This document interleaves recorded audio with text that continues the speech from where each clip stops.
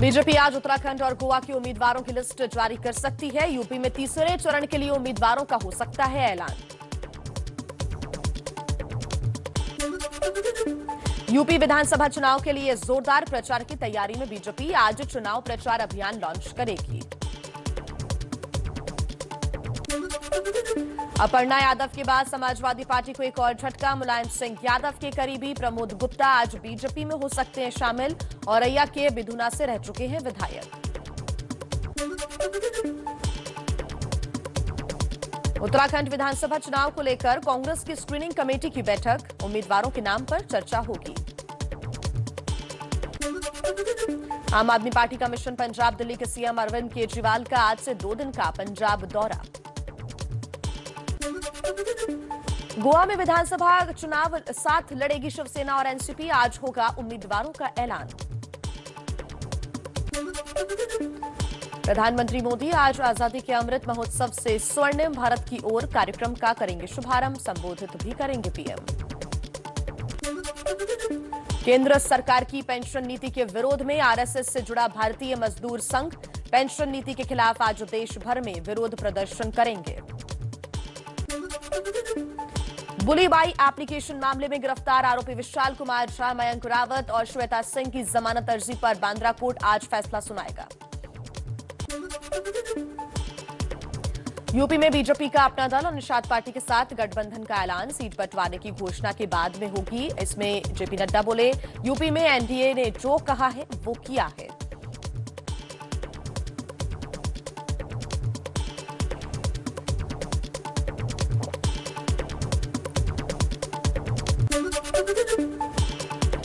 उत्तर प्रदेश के तीसरे चरण के लिए ज्यादातर मौजूदा विधायकों का टिकट बरकरार। एबीपी न्यूज के पास संभावित उम्मीदवारों की सूची है, लेकिन अपना दल और निषाद पार्टी से अभी तक सीटों पर बात नहीं बनी।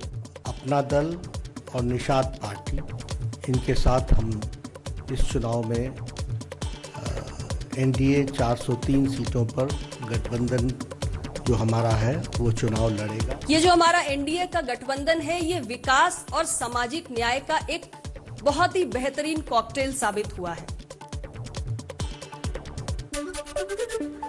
यूपी चुनाव से पहले मुलायम सिंह यादव की छोटी बहू अपर्णा यादव बीजेपी में शामिल। बीजेपी मुख्यालय में केशव प्रसाद मौर्य ने सदस्यता दिलाई। शामिल होने के बाद अपर्णा ने सीएम योगी और नड्डा से की मुलाकात। मैं, जैसा कि सभी जानते ही हैं, मैं हमेशा से प्रभावित रहती थी आदरणीय प्रधानमंत्री जी से।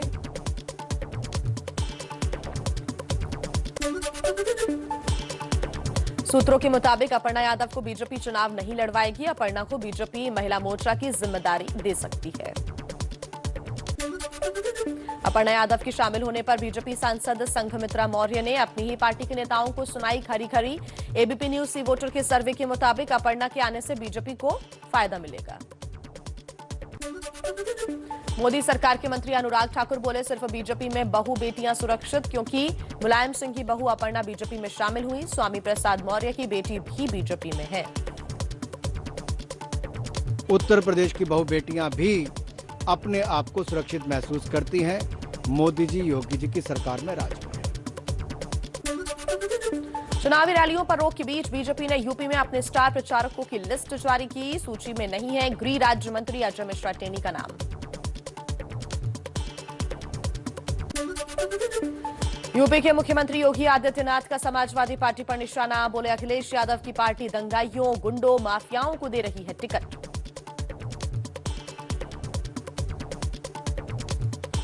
जैसे चुनाव की सुगबुगाहट हुई, समाजवादी पार्टी की पहली सूची किन लोगों को, सहारनपुर के दंगाई, मुजफ्फरनगर के दंगाई, कैराना में हिंदू व्यापारियों के पलायन के लिए जिम्मेदार अपराधियों को, और स्याना में, लोनी तक में जिन प्रकार के लोगों को इन्होंने टिकट दिया है। अखिलेश यादव लड़ेंगे विधानसभा का चुनाव। बोले, आजमगढ़ की जनता से इजाजत लेकर करूंगा फैसला। संभल से चुनाव लड़ने की है खबरें। मैं आजमगढ़ की जनता से अनुमति लेकर के ही चुनाव लड़ूंगा, अगर चुनाव लड़ता हूं। अखिलेश के चुनाव लड़ने के ऐलान पर सीएम योगी बोले, हर व्यक्ति को चुनाव लड़ने का अधिकार है। अधिकृत प्रत्याशी बने, ये हमारी भी कामना है। लेकिन एक बात तो सामने आ गई है कि समाजवादी पार्टी आज बैकफुट पर आ चुकी है। अखिलेश यादव के चुनाव लड़ने पर यूपी के डिप्टी सीएम केशव प्रसाद मौर्य का तंज। बोले, सुरक्षित सीट खोजने में अखिलेश ने लगा दिया इतना वक्त, चुनाव लड़ने से डर रहे हैं अखिलेश। मोहसिन रजा ने भी निशाना साधा। और ये स्वार्थ के लिए आज और या मजबूरी के तहत चुनाव में जा रहे हैं। चलिए यूपी चुनावों से जुड़ी हुई कुछ और खबरें देख लेते हैं फटाफट अंदाज में। यूपी बीजेपी उपाध्यक्ष दया शंकर सिंह की अखिलेश यादव को खुली चुनौती। कहा, अखिलेश मथुरा वृंदावन से चुनाव लड़े।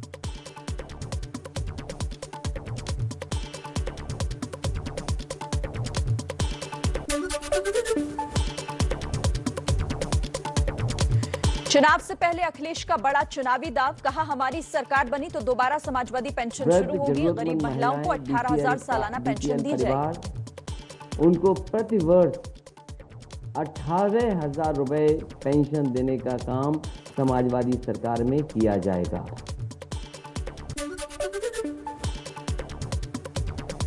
नितिन अग्रवाल ने यूपी विधानसभा के डिप्टी स्पीकर पद से इस्तीफा दिया। समाजवादी पार्टी भी छोड़ी। समाजवादी पार्टी की प्राथमिक सदस्यता से इस्तीफा दे दिया है और उसके साथ साथ विधानसभा उपाध्यक्ष के रूप में मैंने दोनों पदों से आज इस्तीफा दे दिया है।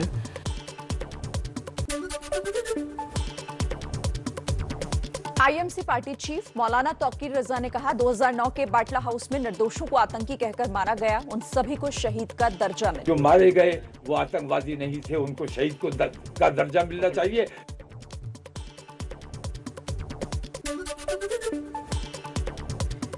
बीजेपी ने यूपी के लिए एक और उम्मीदवार की घोषणा की। अलीगढ़ से मुक्ता राजा को टिकट दिया गया।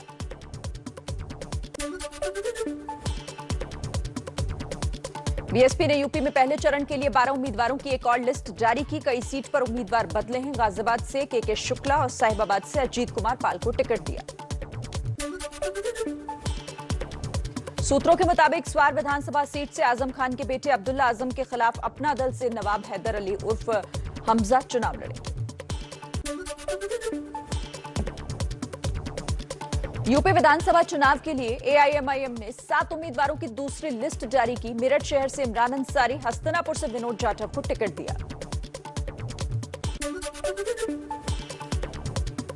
उत्तराखंड के पूर्व सीएम त्रिवेंद्र सिंह रावत विधानसभा चुनाव नहीं लड़ेंगे। बीजेपी अध्यक्ष जेपी नड्डा को चिट्ठी लिखी। कहा, चुनाव नहीं लड़ना चाहता। दिवंगत जनरल बिपिन रावत के भाई रिटायर्ड कर्नल विजय रावत बीजेपी में शामिल। उत्तराखंड के सीएम पुष्कर सिंह धामी ने दिलाई सदस्यता।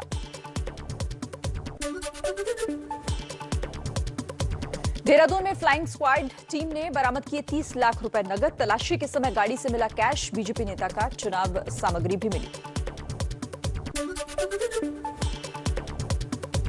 पंजाब में सीएम उम्मीदवार के सवाल पर कांग्रेस ने नहीं दिया साफ जवाब। प्रवक्ता रणदीप सुरजेवाला बोले, पार्टी के सरदार सिद्धू के सरदार चन्नी मिलकर लड़ रहे हैं चुनाव। चंडीगढ़ में कांग्रेस का बड़ा ऐलान। कहा, सरकार बनने पर दाल, दलहन और मक्के की फसलों पर न्यूनतम समर्थन मूल्य का कानून हक देंगे। आप बीजेपी और अकाली दल के डीएनए को बताया किसान विरोधी। पंजाब में सीएम चन्नी के रिश्तेदार पर छापों को लेकर सियासत हुई तेज। अब तक 10 करोड़ से ज्यादा कैश, 21 लाख का सोना और अहम दस्तावेज बरामद। सीएम चन्नी ने मोदी सरकार की तुलना मुगल राज से की। ਜਦੋਂ भी चाहे मुगलों के चाहे अंग्रेजों के जब भी दिल्ली पंजाब से चढ़ के आई है तो पंजाब ने हमेशा जवाब दिता है। इस बार भी पंजाब उसी तरह जवाब देगा।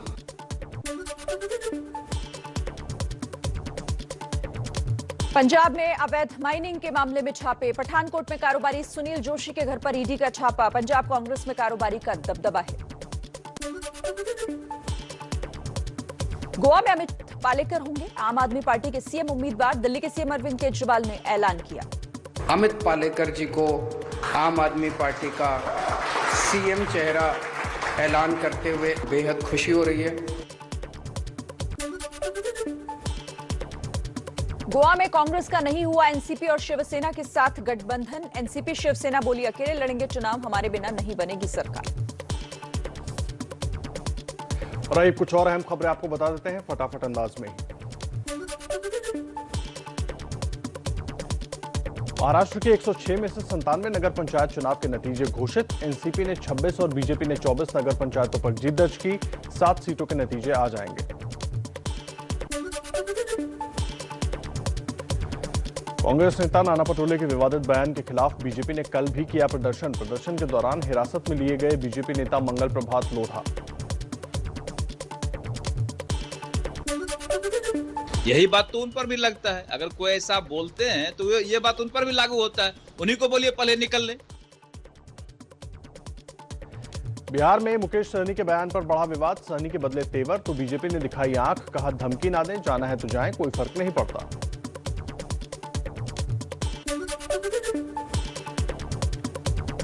देश में कोरोना के ओमिक्रॉन मरीजों की बढ़ती रफ्तार। अब तक ओमिक्रॉन के 8,900 से ज्यादा मामले सामने आए।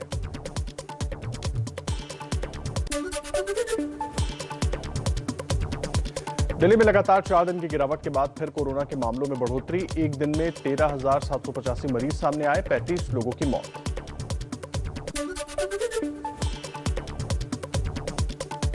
तमाम पाबंदियों के बाद भी दिल्ली में कोरोना से बेपरवाह दिख रहे हैं लोग। ओखला सब्जी मंडी में कोरोना प्रोटोकॉल का पालन बिल्कुल नहीं। बिना मास्क और 2 गज दूरी के नजर आए लोग।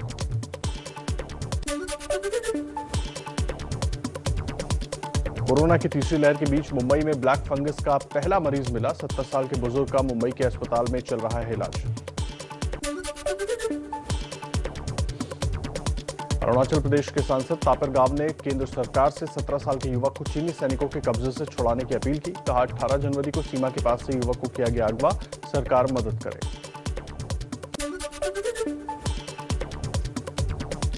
गणतंत्र दिवस के मौके पर पाकिस्तान की बड़ी साजिश नाकाम। बीएसएफ ने अमृतसर में बॉर्डर के पास पाकिस्तानी ड्रोन पकड़ा। जम्मू कश्मीर के अनंतनाग में आतंकियों ने सीआरपीएफ जवानों पर फायरिंग की। कोई घायल नहीं। आतंकियों की तलाश में सर्च ऑपरेशन। मुंबई लोकल के महिला कोच में लगाए जाएंगे सीसीटीवी कैमरे। सुरक्षा के लिहाज से फैसला। मार्च 2023 तक लक्ष्य पूरा करने का प्लान है। मुंबई में समलैंगिक सेक्स रैकेट का खुलासा। मालवाड़ी से पुलिस ने 3 लोगों को गिरफ्तार किया। गे ऐप के जरिए चलता था धंधा। वीडियो बनाकर ब्लैकमेल भी करते थे।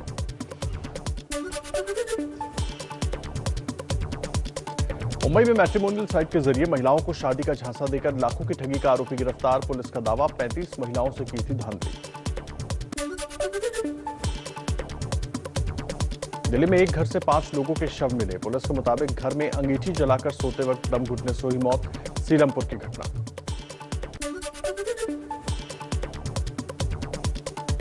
पहले वनडे में भारत को मिली हार। दक्षिण अफ्रीका ने 31 रनों से दी शिकस्त। विदेश में तेंदुलकर से ज्यादा रन बनाने वाले खिलाड़ी बने विराट कोहली।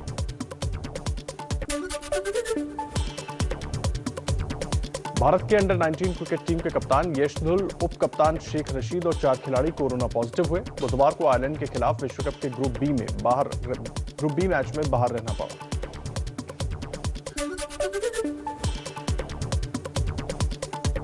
न्यूजीलैंड और ऑस्ट्रेलिया के बीच होने वाले चैपल हेडली वनडे सीरीज में एक T20 मैच को ओमिक्रॉन के खतरे के चलते रद्द किया गया। 30 जनवरी से होना था मुकाबला। फिटनेस के चलते टेनिस छोड़ेंगी सानिया मिर्जा। ऑस्ट्रेलियन ओपन के बाद लिया फैसला। बोली शरीर अब थकने लगा है। अंतर्राष्ट्रीय दौरों से 3 साल के बच्चे को भी खतरा रहता है। 2022 का सीजन मेरा आखिरी।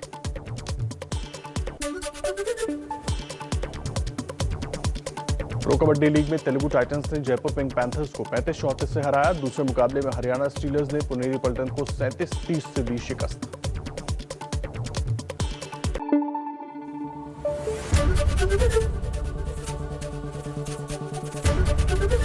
एबीपी न्यूज आपको रखे आगे।